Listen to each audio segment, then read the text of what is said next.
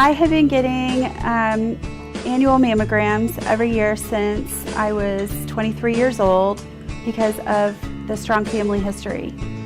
My grandmother on my father's side and two of my aunts on my father's side had died of breast cancer in their 30s and 40s. I had the doctor call me back and told me that they had seen microcalcifications. So I ended up having a bilateral mastectomy. They took lymph nodes as well. I was fortunate that it had not yet spread to my lymph nodes. And then that happened in August. And then in October, I was well enough to start chemo. I had 5-FU, adriamycin, and Cytoxan for the first 3 months. And I did that inpatient in the hospital Monday through Friday with a continuous IV. And then I would be off for 2 weeks. And then I would go back into the hospital again on a Monday through Friday.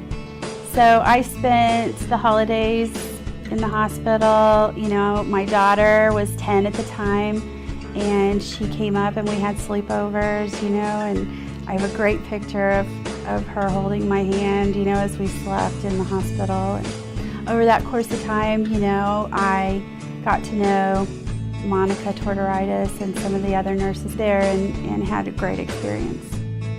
I was so sick.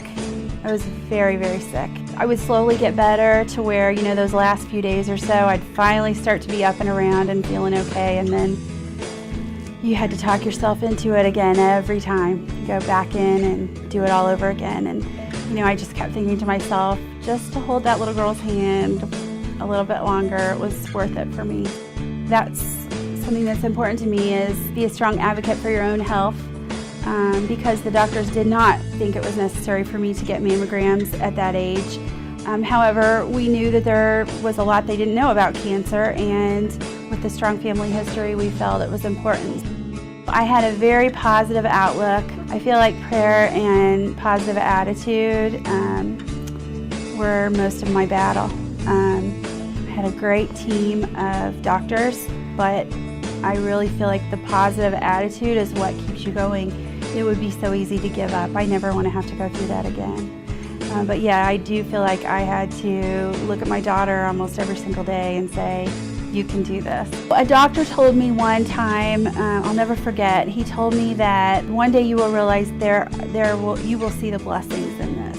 And I thought he was crazy. But you know, it really has been a blessing in a lot of ways. I am changed as a person.